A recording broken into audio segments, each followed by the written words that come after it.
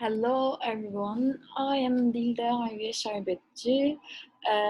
I am a student in Boğaziçi University, Philosophy Department. So we are gonna talk about today the movie Never, Rarely, Sometimes, Always. I'm gonna share my screen with you, then we can start the talk about the movie. Never, rarely, sometimes, always. I love the name of the movie actually. It is a very realistic story of a teenager who lives in the United States. The storyline starts with the unexpected pregnancy of the main character, Autumn. She was a young lady who lives in rurals in the United States of a medium class family. She's presented at the beginning in the movie like a typical adolescent lady who is not satisfied with her life and attitude of her parents, like that. Story is moved to New York because of the providing legacy restrictions in the United States. As we know, as she's a minor and she doesn't have permission to decide herself for abortion, she decides to go to New York, and she asks the help of her cousin, and she's a pretty cute lady for me. And then the movie becomes a journey and the story moves to the New York. And we could be say it's a story of a self-determination story, because it's a young lady who is not sure about what to do, but she wants to prove herself to the society. But first of all, she wants to prove herself to it's her own body and identity. Uh, it could be counted inside of the category that movies along like adventurous young age Z generation movies, and we can count inside of some American Honey, Lady Bird, Baby Teen, maybe Juno. It was about the pregnancy also. And in 2020, the movie is awarded in Sundance and Berlinale. It is not surprising. It was not surprising for the reviewers because they were all supporting the prize of that movie. And I think they are really fan of the Eliza Hitman, the director, because I read about the reviews and the writings about her. They mostly admire of her attitude and and her work. And what makes the story of Autumn Never, Really, Sometimes, Always different from the others, like the American Honey, like the Ladybird, etc.?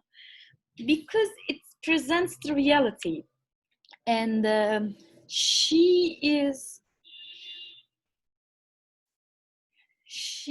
does not present the ambition or rebellion of a teenager. It's more likely the coping of her with the pressure of life. We is we see a young lady facing with the reality as a spectator. But we can interpret Autumn's attitude as an acceptance of destiny. She is not happy with the surroundings of her life, but she is aware of what she had to do to cope with this reality. We do not see so-called adults' moral admonishments in the movie. The director does not look above Autumn's life as an adult.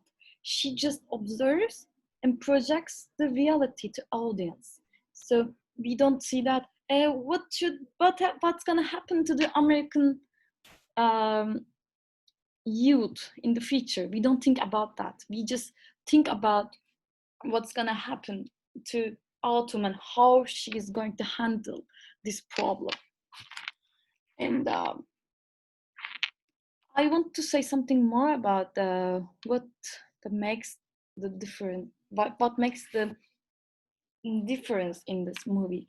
So, like comparing to American Honey, which was a very famous movie 2 years before, and it was an adventure of a young lady also, but we see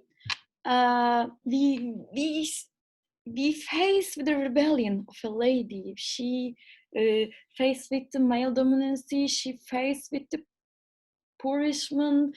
She faced with the danger, but she was not okay with all of them, and she ran away in whole the movie. And she was trying to find something more, but she was not inside of the legacy. She was not in the procedure. She was resisting the procedure.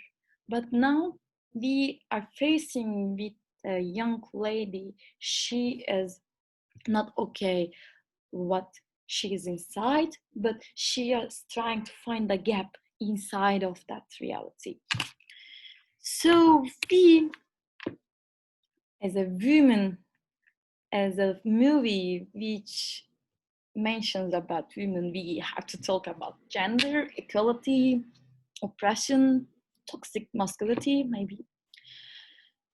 Uh, it's shown in the supermarket scenes while the chef was touching the girl's hands by taking the money at the end of the day. So they had to keep their silence to maintain their work in that supermarket, to keep going in their life to get their money. And also we see in Autumn's lives in her home, because the father was not okay with the Autumn's attitude, but he was not also kind to her, and he had the power of saying whatever he wants, whatever he wants to do, whatever he wants to say. What if it is nice to her or not, it doesn't matter.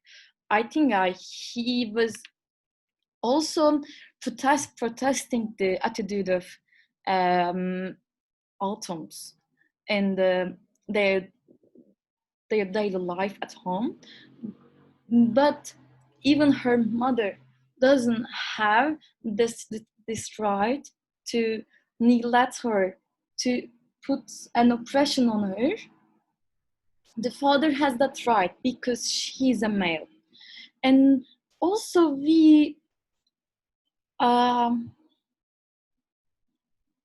we see the signs of facing reality after learning pregnancy of her. She applies of the ways of self-harassment. Like we see in the movie some scenes, like she was making a piercing on her nose by herself. It was the first reflection of her anger by harming her body. And we saw that he was drinking a bunch of vitamin C, and it's shown explicitly that she was beating her belly to get rid of the baby inside of her. But the only thing that he had to see that she doesn't want to harm someone other than herself. She wants to harm herself. She doesn't even know, doesn't think about that, maybe harming the child, harming the guy who resulted that pregnancy. But she's she's punishing herself in the first reaction, and it would be about two options. First, it would be because of She's a lady, she's a woman, she lives with the guilt of her nature, the imposed guilt of her nature. And the other thing would be about her adolescent years, because these are the years that we face with the body awareness and the facing with our body and touching ourselves and the discovery. It's a discovery how can I say, discovery years of our youth.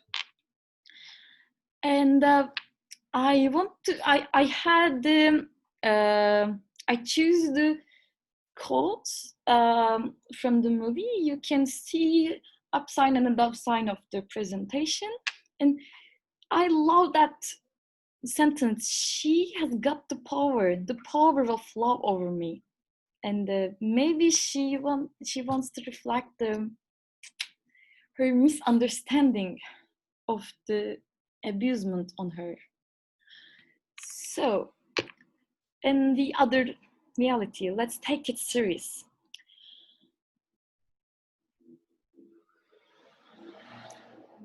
She has to face with the social forces and the bureaucracy, the bureaucratic restriction, the legacy, the abortion procedure. Uh, she always faced with the society's anti-abortion propaganda, but she has to move in front of her self-freedom. She has to move on her way, and she break the barriers in front of her self-freedom. Well, but we do not see any actings from Autumn while facing the restrictions of authority. She obeys the rules. She tries to find the open gap to survive in.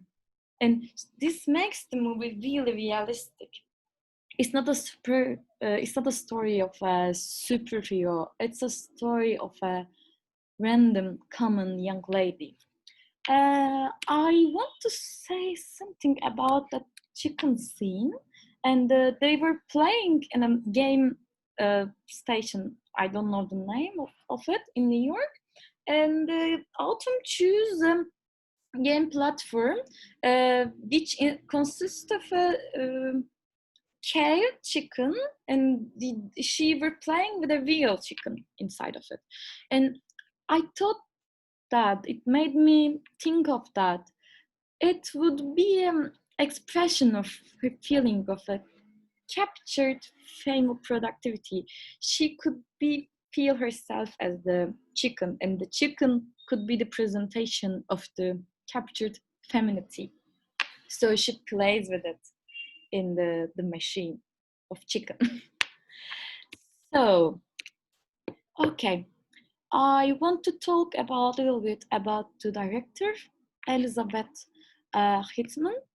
I highly recommend you to read about her interviews because she's a teacher at Pratt, and also she's a mom, and she's a screenwriter, but she defines herself as an observer. So she uh, has a really nice interview about the difference between documentary and fiction in her movie. She stands in the line between the fiction and documentary, but she, of course, prefers to stand more close to the side of fiction ties movies. And she is influenced. She started to work about this movie, Never, Rarely, Sometimes, Always, while she was reading an article about Ireland's hidden diaspora. And she created the story of Autumn. Even the abortion is not yet forbidden United States, she wanted to show the audience how it could be challenging or compelling for a young lady, even it is the country of the freedom. And also, I want to talk about our past movies. It's our third movie, and the second one, Beach Rats, also a story of young boys. They were in crisis and they were um, dilemmas in their life. And so she has a highly huge support from the festivals and because of her way of thinking and her way of presenting the reality. So I want to mention about, as a last thing, about the movie of Laura Mulvey and Peter Bolan. They are common with their psychoanalytic interpretations and um,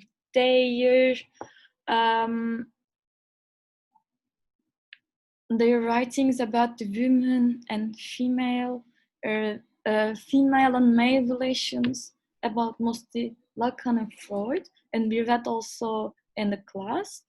But in this movie, Mulvey argues again the scophilia of the man fetishization over the woman. But the thing that made me feel in a common way with our movie is the impression of that, the lost discourse of the woman unconsciousness. Because we face with the story of a lady who forced to lose her conscience in every side of her interaction with male dominancy. So also I want to show about a movie, a video from the movie Widows of Phoenix. Just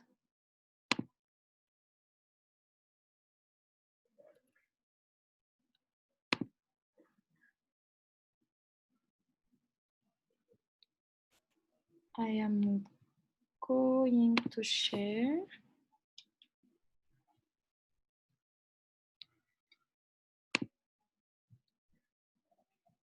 Just a minute. Patriarchy, the Sphinx, this woman is riddled.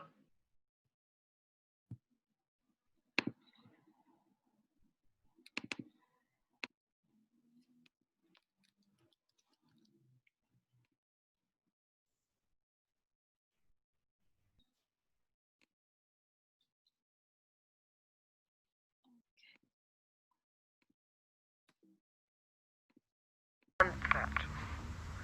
But to women who live under patriarchy, to the patriarchy, the Sphinx as woman is a riddle and a threat. But women within patriarchy are faced by a never-ending series of threats and riddles, dilemmas which are hard for women to solve, because the culture within which they must think is not theirs. We live in a society ruled by the father, in which the place of the mother is suppressed.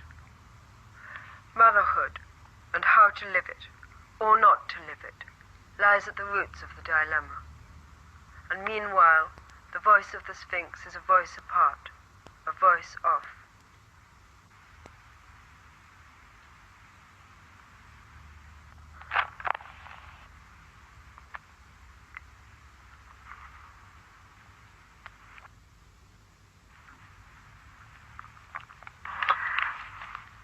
I was looking at an island in the glass.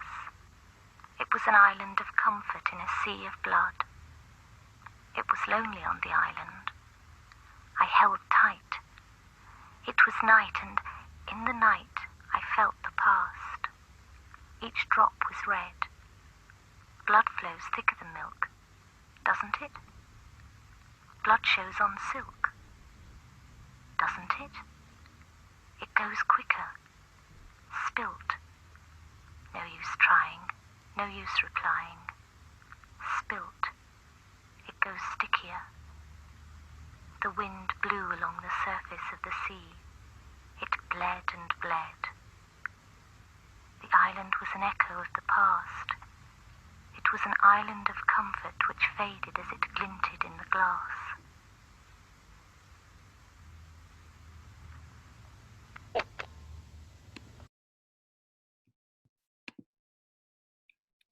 Okay.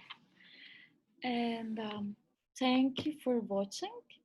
I finished my presentation. If you have any further questions, I add my email and we can discuss about the female-male relations and their